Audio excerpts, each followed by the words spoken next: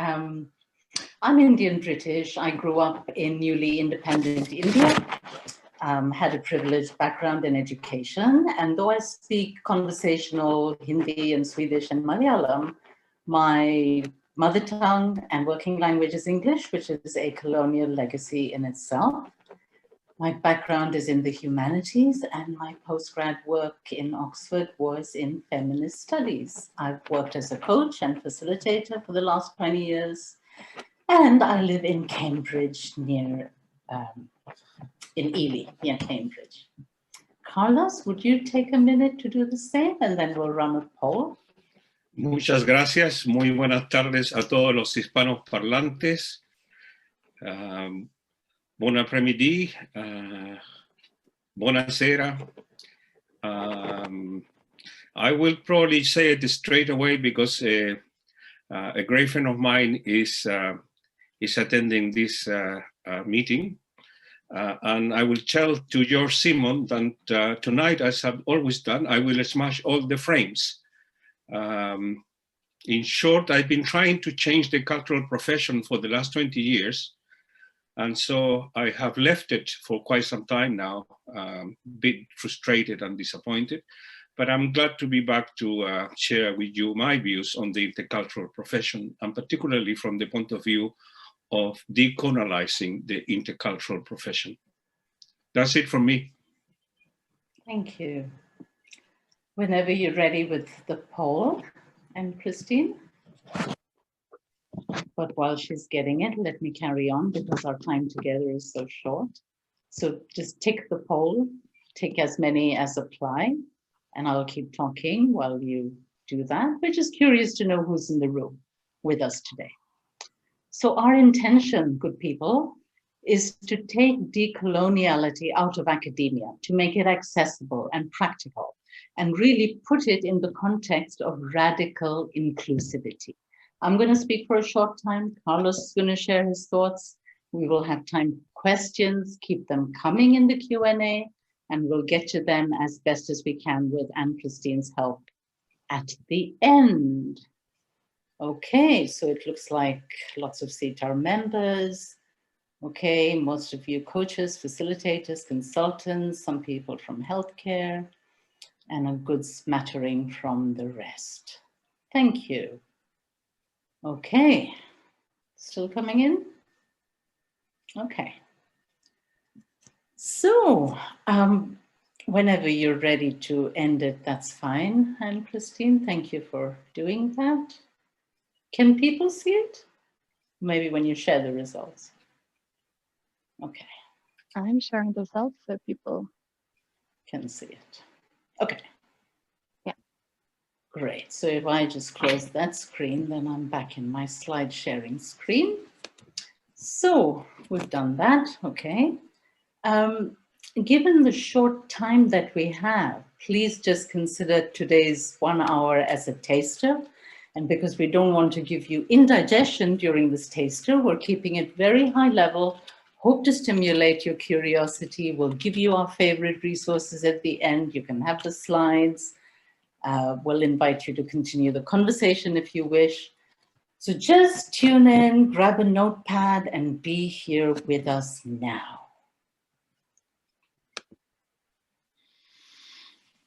So this really is my basic understanding. We have people with all kinds of different levels of exposure and awareness to the topic we're talking about today. And for me, things have to be spelled out in a very basic and clear and, gettable way if I'm hearing something for the first time. So that's where I'm coming from. And here's what animates me personally about decoloniality. And I'm a baby decolonialist, okay? I began this journey in depth only at the beginning of the year. It's a chunky, often dense topic, and I'm approaching it as a citizen interculturalist, if you will. It's a yes and approach, not either or. It's not linear. I really believe no one discipline or expert has all the answers. And it's intersectional because as we know, oppression is always interlinked. It's never a singular issue. It's on many levels, right? We know that. And this sort of simplification, if you like, of putting, my watchwords here, it helps me to grasp the aspects of decoloniality that impact me, to learn how to apply it in my work of coaching and working with groups, and continue the journey of decolonizing my mind. A quick word on the distinctions of terminology. Colonize and decolonize refers typically to the political act of gaining independence. It's also called anti-coloniality by some writers to kind of denote an active resistance. Decoloniality is the term we're using, and that emerged from the global South, from South America in particular, as a whole school of thought. And let's be clear that the practice of decoloniality has been going on in indigenous cultures ever since colonization began, so 16th century or before, although that word was not used. So let's set a very high-level foundation now, and I'll offer you some practical examples on which to hang the ideas as you believe they fit or not. Take what is useful. So this is a key construct from the South American school of thought, the colonial matrix of power. It's relevant because we're all in this matrix. Okay, what forms the matrix are three different things: global capitalism, modernity, and neoliberalism. And I'm going to talk a couple of lines, if you like, on each of these big chunky things that we can spend years to study. So imperialism, colonialism, been around for hundreds of years, we know that. Portuguese were the first global empire, one of the longest lived. We have, of course, the East India Company. The English one became the British East India Company, and a joint stock empire, a joint stock corporation. So they also, of course, had the Royal Africa Company, many other European players, even the Swedes for 82 years. The point I really want to make here is that the joint stock corporation's purpose is to generate profits for the shareholders. So this legitimizes global extractive capitalism. Internal development was never on the agenda other than to facilitate trade. International law then gets created in the 16th century because, I mean, if you appropriate huge chunks of the world and oppress its people for gain, you have to codify these things. And to close out on this, before I move to modernity, capitalism relies on constant consumption and a focus on growth that's way beyond its sustainable limits. So modernity, if we use a borrowed metaphor of a house and think about what kind of a house has modernity built, it's about technical innovation, technological innovation, the rise of bureaucracy, rapid urbanization, the rise of the nation state, and later the caste system of the passport, right? Faster financial exchange and communications, individual subjectivity, and of course, scientific rationalization, which Carlos will mention. So we get this fragmentation at many different levels. And to finance our house, we move from traditional banking to global finance, legitimizing and entrenching rent-seeking behavior. And the house exceeds the limits of its host. And there are many hidden costs. And the house has suffered much structural damage. We know that. Climate emergency, economic instability, cancellation of rights, populism, forced migration, to name but a few. So although modernity has delivered useful things, that distribution of its benefits has not been equitable. And the last pillar is neoliberalism, a slippery, shifting concept at the best of time, basically a belief that the market will solve all problems. Market-oriented reform policies are a key pillar in this. There's nothing wrong with markets or private entrepreneurship, but it needs to be used and deployed appropriately. And I fear that mainstream economics kind of slides too easily into ideology, and the overemphasis on market economics debases values that I know we hold close in SIETAR. Things like social inclusion, like democratic participation, those Jedi values, justice, equity, diversity, and inclusion. And these three pillars, of course, are strongly intertwined. Remember, we're all part of the matrix. We sustain it to some extent or another, because colonizer and colonized have been harmed and need healing. I'm going to move on to some practical examples of how coloniality shows up. And I thought I'd take something very, very basic, a basic human need, and just draw out how it can be impacted by colonial thought, by elitism packaged as the norm, and that is food. We're all foodies in SIETAR, I know we are, a lot of us. And we know that a common greeting in the global South is, have you eaten? And we know that that refers to much more than, is there food in your belly, right?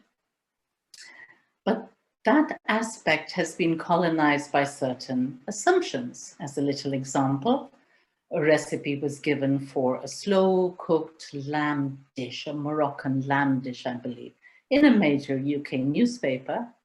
And the famous chef writes, best eaten with a spoon and a fork.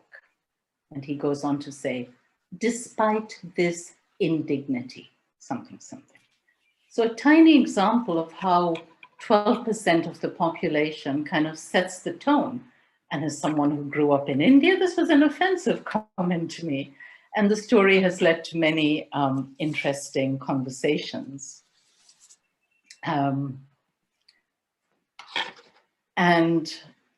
This one was online, this image, in a Decoloniality archive. And initially it amused me, kind of like knitting as an act of resistance. And then I remembered that during British rule in India, Ayurvedic practice and teaching was closed down to favor allopathic or Western medicine, paving the way for later big pharma. So a shout out to counteracting food-related examples from SIETAR. We have our intercultural cookbook, which you can find on the website. And Christine, I know, was one of the editors. And we have Papa Bala's lovely lockdown art project mural, which had many food stories and lovely ethnographic narratives from all around the world. And I experienced them both as sort of a decolonial mini project celebrating our shared humanity. Okay. Decolonizing the mind then. Of course, in SIETAR, education is very important to us. Questions like, how are our ideas formed and built? Who owns the currency of ideas? Who validates and reproduces knowledge? Which voices are centered? Coloniality institutes a kind of intellectual arrogance. And it bothers me that in the UK, we now have state-led admonitions against the teaching of anti-capitalist materials and critical race theory, right? So not only our ideas of what constitutes knowledge, but also our aesthetics, our artifacts, our imaginaries are conditioned by coloniality and white supremacy. For example, until last month, male Kenyan senators had to wear suit and tie in parliament unless you were a Muslim and wanted to wear your robes. Now, the men can wear their regional, tribal, cultural attire if they wish. I'm not sure about dreadlocks. That might still be forbidden as it is in Jamaican schools.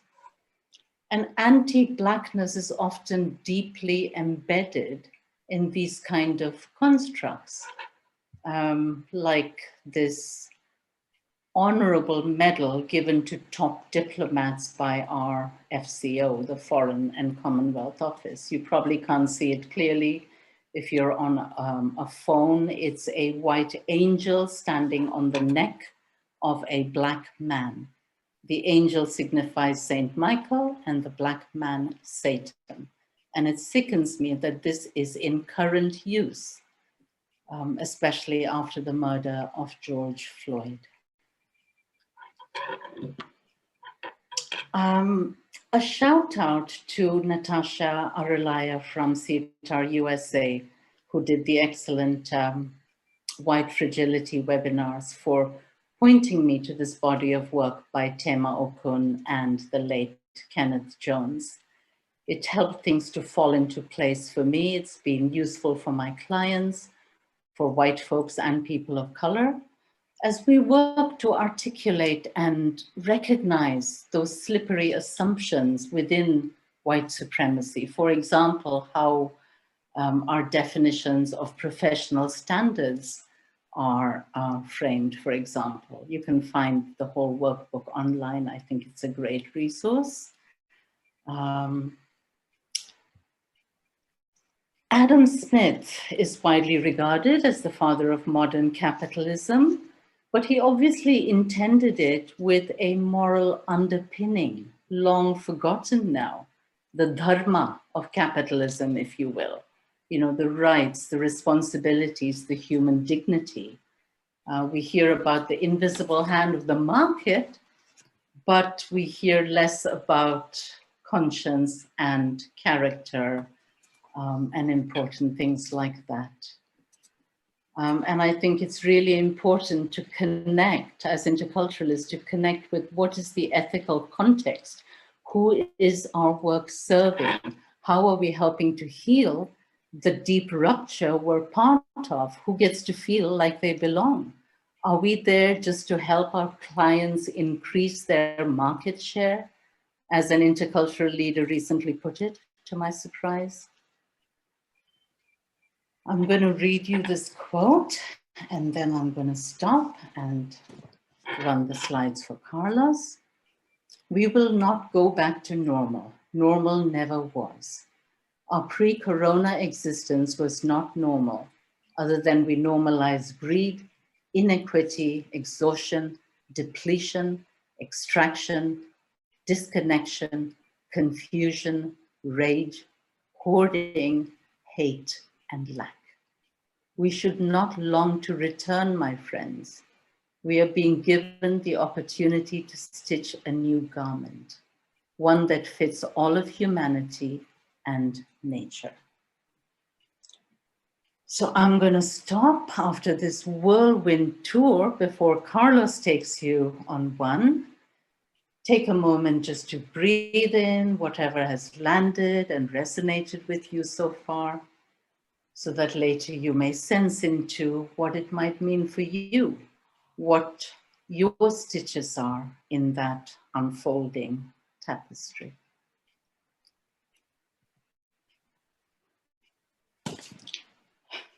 Over to you, Carlos. Thank you, Zarine, very much.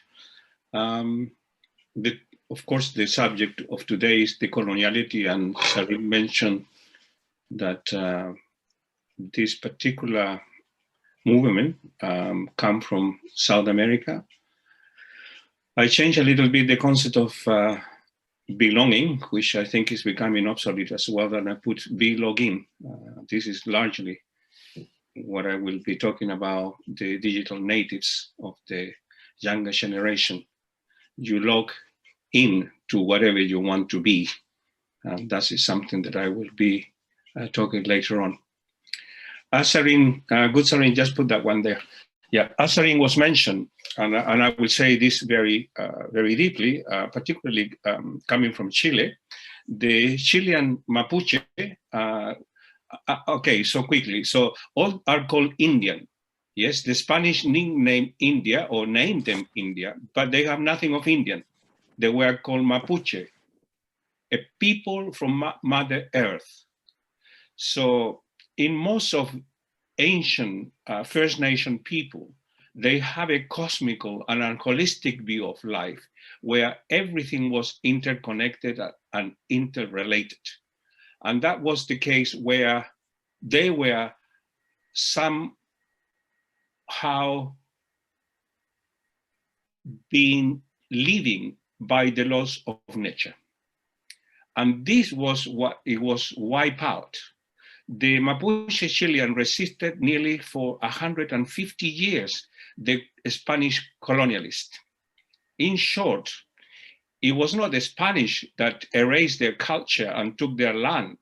It were actually the so-called European independentists that turned up with the Freemasons and tried to kind of take over and set up the state. Now, from this on, Western supremacy, in my view, is actually operated not by the law of nature, but by the law of men. And here is the big, big difference between the law of nature and the law of men. That the law of men treat life as a commodity.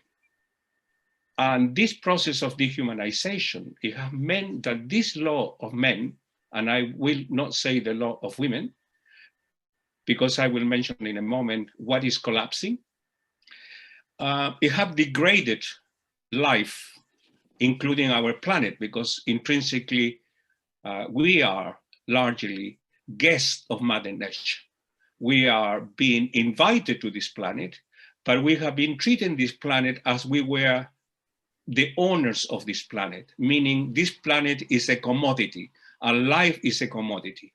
It's a merchandise, it's been debased, it's been degraded, and to the extent that one of the key fundamentals of this issue of life as a commodity is that slavery is being sold mostly as freedom. I will not have the time to talk about digital slavery, but certainly going back to where we started somehow, we can say, or I can say it definitely, what is collapsing today is largely the limits and the historical cycle of 6,000 years of binary and patriarchal power. That's what is collapsing today. This way of thinking, these practices that have influenced the intercultural profession are the one that is still very much prevalent. I won't not mention any one of these people because you know them very, very well, but I can tell you where they produce the impact.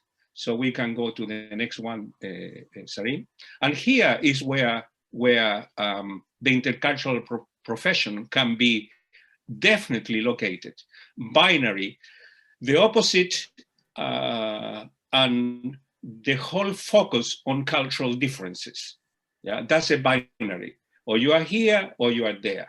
Yes. Patriarchal, because the only kind of dimension that is mentioned is to do with some kind of feminine, I think it was Hofte that mentioned some kind of feminist in a very, again, binary way.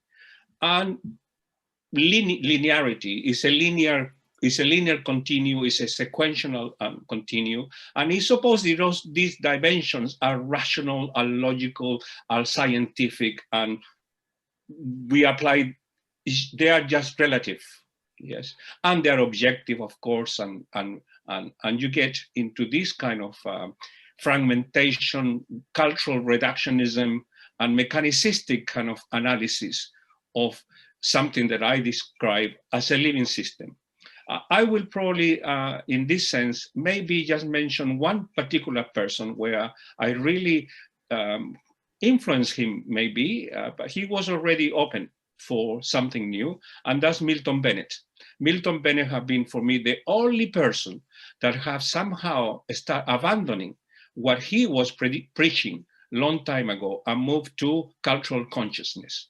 And that's, for me, is one of the critical issues that we should be moving to cultural consciousness. the issue of classifying, stereotyping is as ancient as you might think.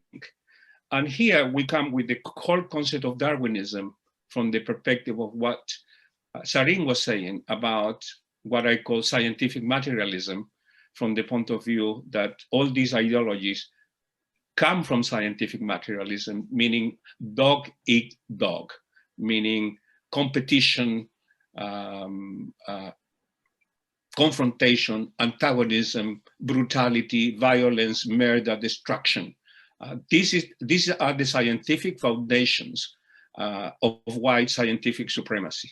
And I will just say to all of you, why we don't have any acknowledgement, any recognition from any contribution coming from other part of the world in the intercultural profession. It's always been Hofte, Trompenaar, Edward T. Hall. Why we don't have people from other part of the world that can make a real contribution to this? Zarine, you can go to the next one.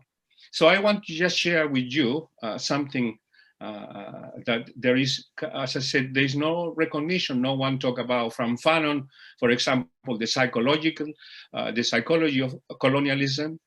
Why from Fanon question rationality, as I do deeply now, scientifically speaking. The anti-Black racial discourse. One of my inspirational scientists is one of my compatriots, Francisco Varela, which probably very few of you know about Francisco Varela. But Francisco Varela was one of the first neuroscientists to challenge scientific materialism, to challenge the ideologies of scientific materialism. And together with Humberto Maturana, they, which now Milton Bennett is embracing, is that nature and humans are living systems. So what is a living system? I'm not going to work on at this moment on living system, but for me, one of the key foundations that culture is a living system. It's an open system, it's an evolving system, it's a flexible system, it's a fluid system, and I will go into that. The other important thing that I put here is one of my dearest friend, Ngugi Thiong'o from Kenya.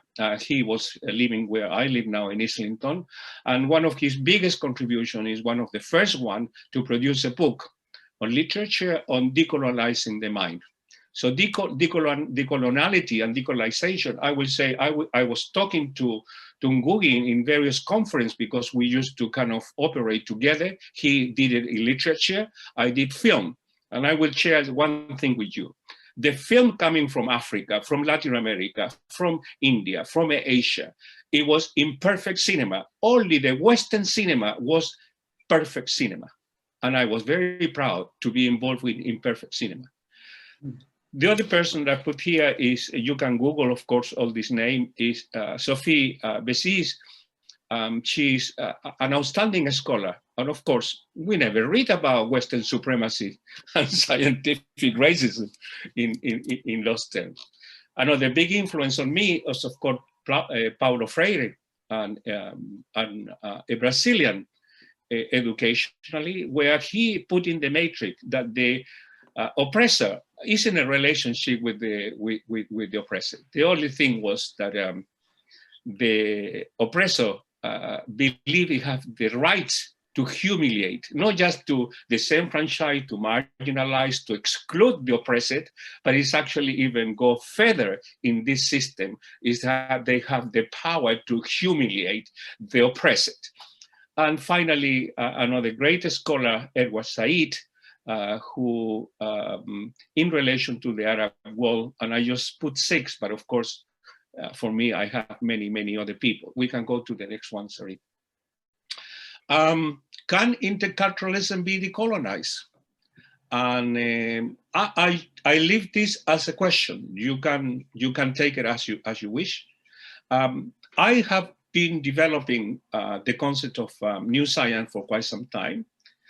And I can tell you that in terms of new science, there is nothing of new. The only consideration is our ancestors didn't know that they were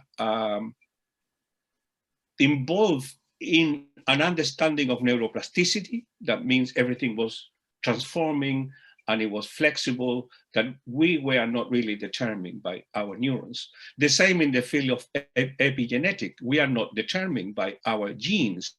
Eco-living system, energy fields, quantum, flow of conductivity. All these things have happened all over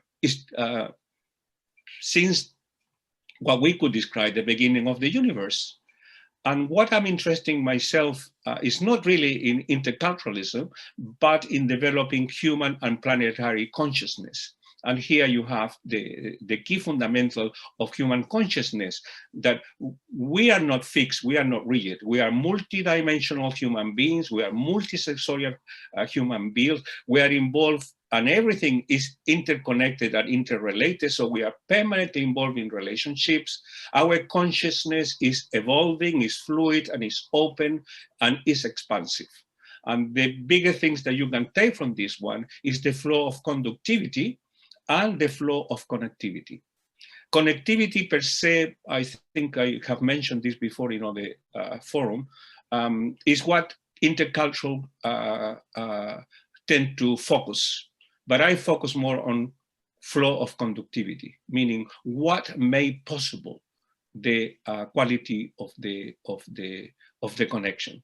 So a quality connection require a quality conductivity, and that led us to form the Institute of Human Conductivity. We can go to the next one. And here we'll be talking about human conductivity. And again, there is nothing new on this, but again, 21st century, we are discovering that conductivity is one of the key issues for social consciousness and collective consciousness and consciousness of our planet. Vibrations have always existed, frequencies, resonance, thermodynamic, energy fields. These are issues that have always been there. Energy have always existed in the universe.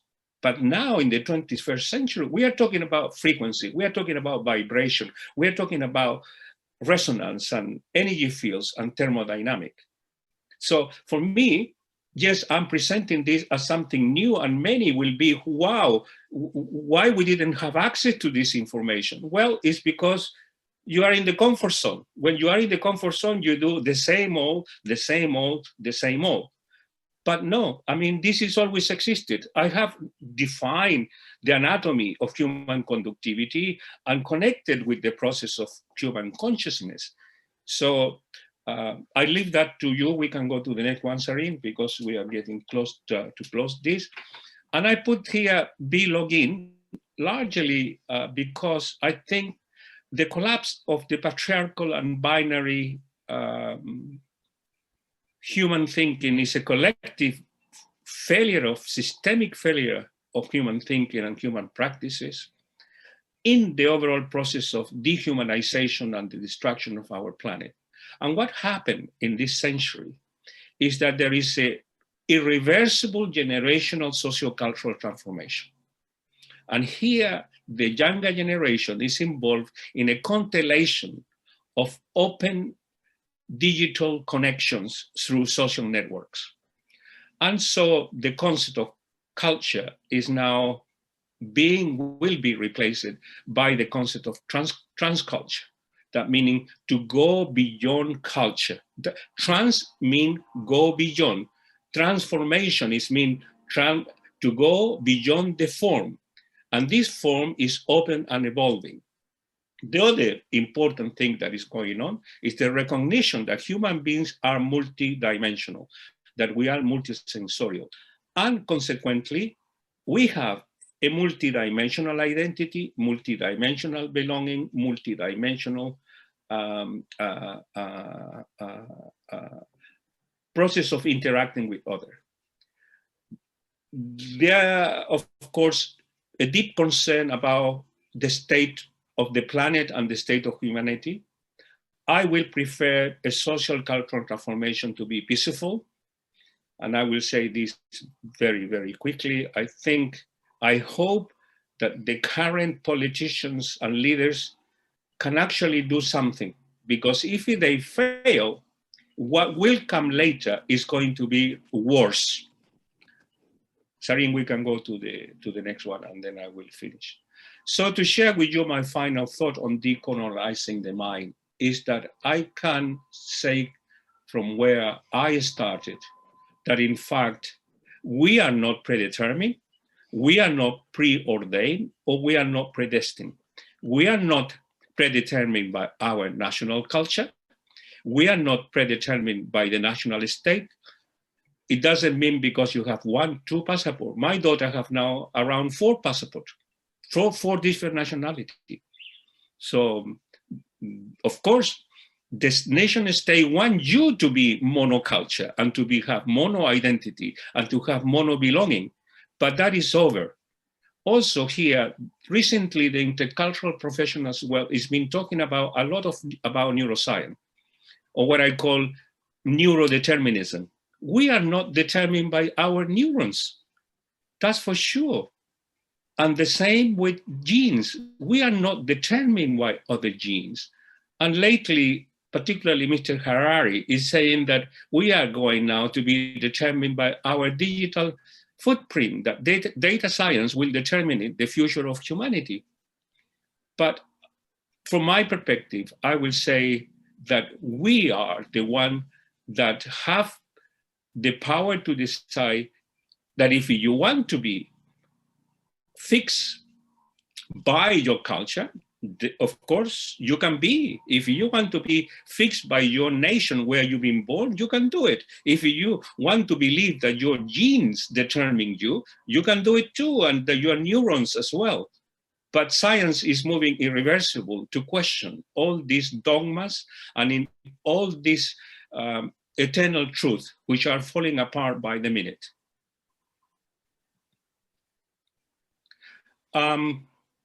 I would like to use this occasion now from the perspective of the Institute to anyone that is interested in taking part of a new conversation regarding a new professional network of decolonizing interculturalism. Please do write to us on info@humanconductivity.com, and we will be setting up a series of conversational encounters so we can take this to the next step. These are some of the bibliography that I mentioned to you: Ongugi, Francisco, Humberto, Claudio Naranjo, a great educator. And I think now from my scientific perspective, I've been always influenced by David Bohm, a good friend of Frio Krapper, a good friend of Varela, one of my favorite sort of American astroscientists, Carl Sagan. I will anyone to really attempt to look at Pale Blue Dot that he narrated in the 1970s. And my dear friend, Dr. Bruce Lipton, who is the pioneer on epigenetic. And I think that's all for me, Zarine. Thank you very much, Carlos. Wow, that's a lot in a short time. And those are some of my favorite resources.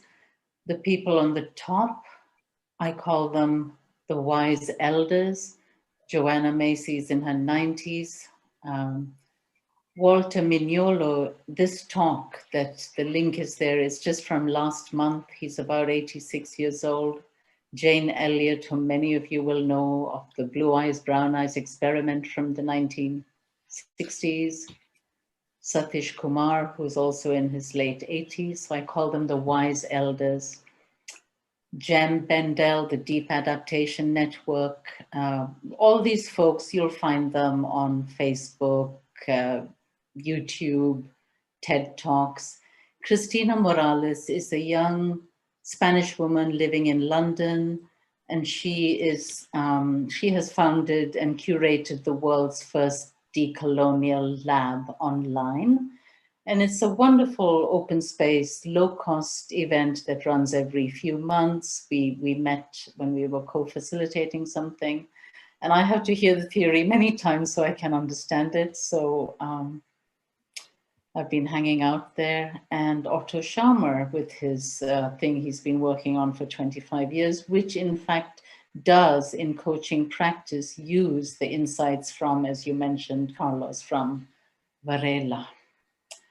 So you can get all of that, and I am going to close the slide share now, and Christine is going to take us through some of the Q&A that might have come in. Yes. So it's time for your questions, because so far we have not received questions in the chat, a lot of comments, and I think you really gave the people a lot to think about, a lot to process. So I want to invite all the participants to ask our presenters some questions they may have in the chat now.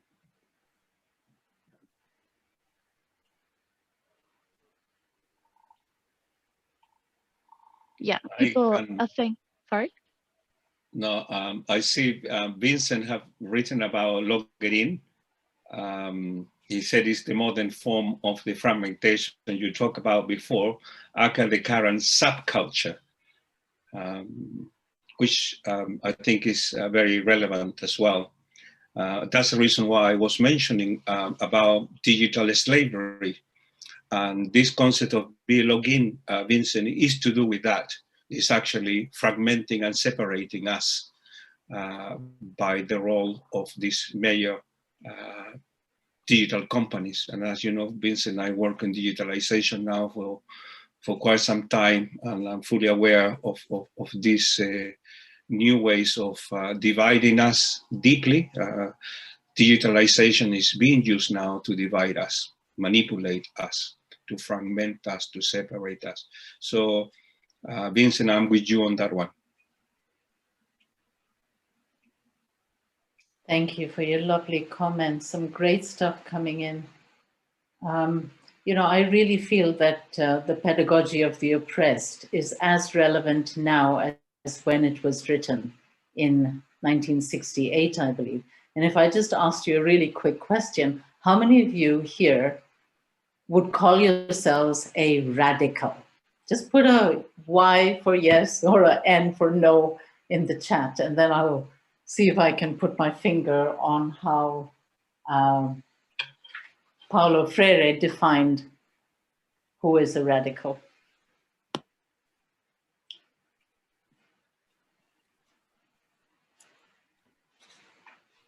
Okay. So let me read what Paulo Freire says. The ideal characteristics of a radical. Radicals are committed to human liberation, willing to question oppression, and they work in solidarity and dialogue with others. Nice, thanks a lot, Zarine. So we have a couple of first questions. How do we communicate this to non-practitioners so we can make the concept accessible? Carlos, do you want to go first?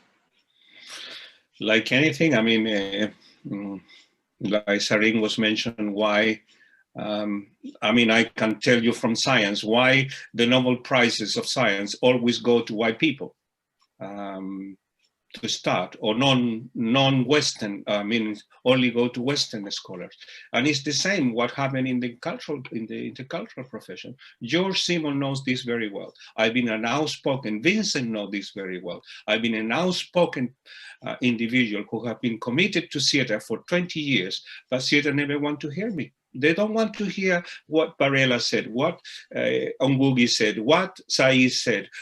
You know, they don't want to hear about colonialism, about what is been going on and the consequences of how we intervene. And I think that's the reason why I took the initiative and I talked to Zarine, and I said, Zarine, maybe now it is the time to decolonize our profession. Why we don't set up a conversation with other people who are interested in going much deeper into this subject, take the time and invite people to come along and have these type of conversations. So that's the initiative that we are taking from the point of view of taking this to into an understanding that this is not just necessary, but is something that it must be done. And I think personally, the time has come now for this process to commence. I would agree totally on that. I put the little quote in to the chat. I hope it came through. I don't always see everything on my screen. Okay, let me see what else. You know, there were some comments about the corporate world and translating it into the client's context and so on. And Yeah. for me, everything is about the context in which they're trying to operate and our personal purpose. And, you know, I'm at that life stage where I can follow the things that really interest me. People who are at a younger kind of career stage and so on, you know, it's okay. We're not about being prescriptive. This is how you got to do it. But it's so much for me about following the context of the clients. And what I'm noticing, especially in the coaching of, you know, people who've gone through relocations or assignments, well, the context is kind of falling apart. So the conversations we're having are getting deeper. A lot more meaning of life stuff is coming into it. Zarine, can I just take 1 minute to, there is a question from Joe, which is a very pertinent question. And Joe, all these ideologies are rooted in scientific materialism, meaning communism is as a colonial imperialist. Today, I'm writing books on the role of China in Latin America. There is no difference between China and United States and Russia and all these imperialist countries. From the point of view, really, Joe, I'm going to speak strictly from the point of view of culture.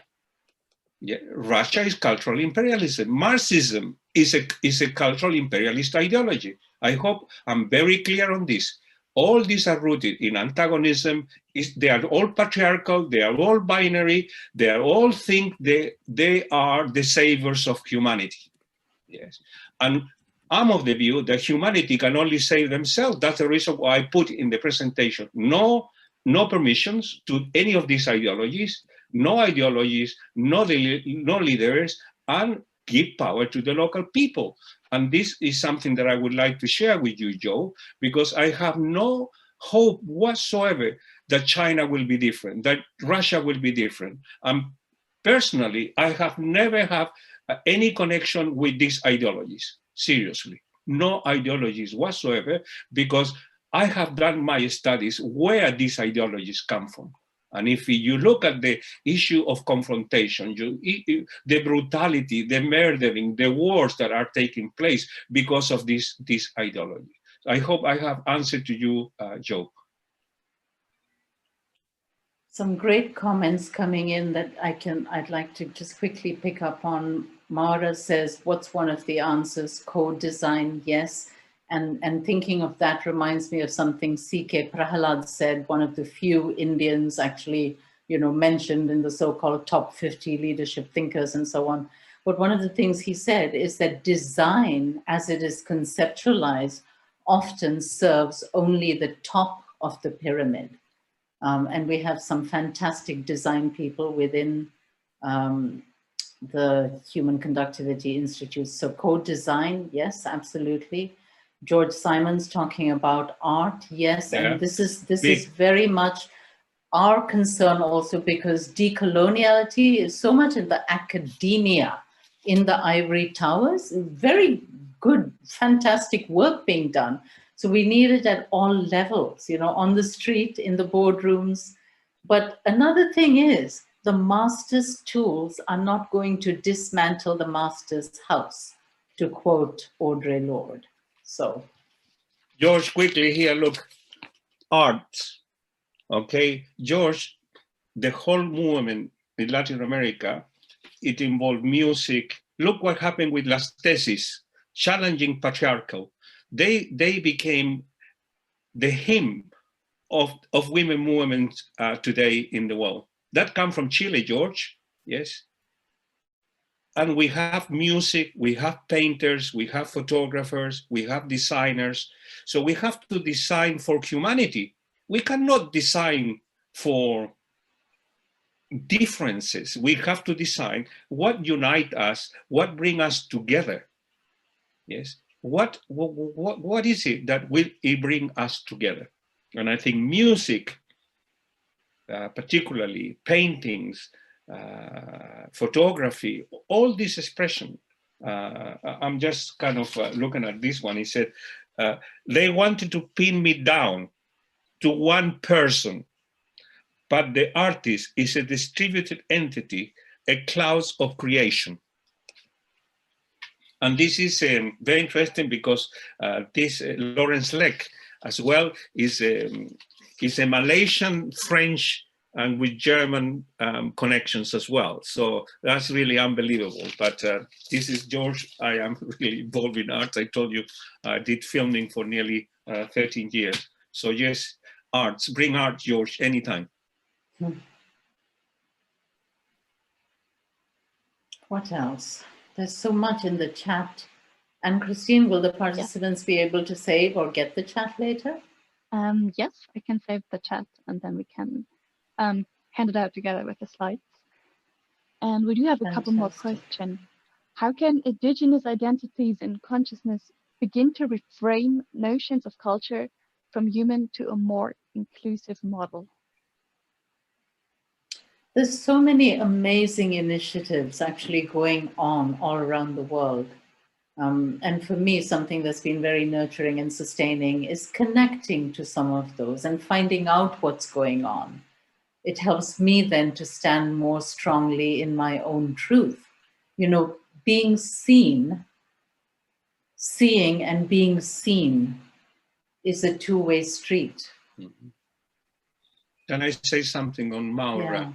Yeah. Maura, you are absolutely right. And that is something that I don't like, is that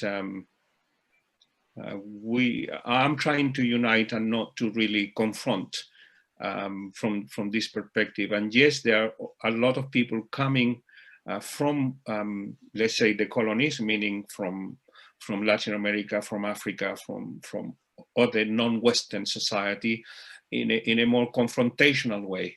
But I think we need to design to create a dialogue, to communicate with a different language. And I think this is one of the key challenges, George, is that the language, we need to change it, George. We need to develop a new language for this, because the language of differences doesn't get us too much any further. And just, Maura, yes, we should do something more about language and dialogues, and particularly as Zarine, and this is where Paulo Freire comes from, the language between the oppressed and the oppressor. And I said this, Maura, in the following way. The pendulum have gone too far, meaning as it is not just an issue like China. I'm saying China for what Joe was saying before about communism. They go with the pendulum too far, because the issue here is not just being an exclusive system of power, but also humiliating those ones that are the losers. Yeah. So a system only for the winner exclude the loser, but the problem is that it humiliates the loser, that then the loser, the only thing that he wants is to want to get rid of completely of the so-called winners. And we cannot go in that direction. That's the reason why we need peaceful solutions. We need to have a way of moving forward in a dialogue with a language that is adequate to the times that we are living now. Now, a lot of you were asking in the chat, what can we do, and so on and so forth. And I have a couple of different comments here. One is that, you know, there is that imperative to kind of rush to action, to need to do something about something. Yes, we need action and we need reflection. So the work is kind of inner and outer. Our task is urgent And we need to think about what it is we want to do.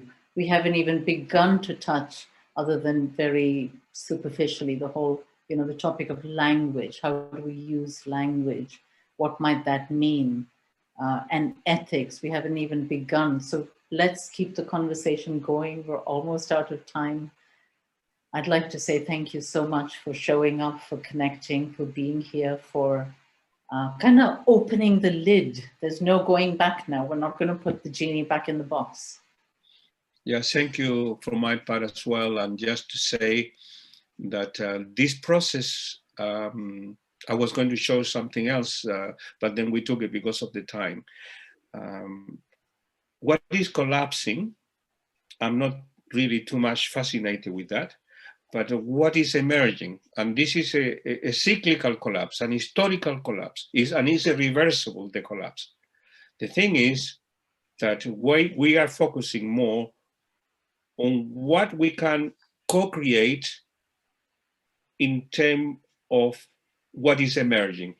And what is emerging in this area is the need to decolonize this particular discourse, this particular practice.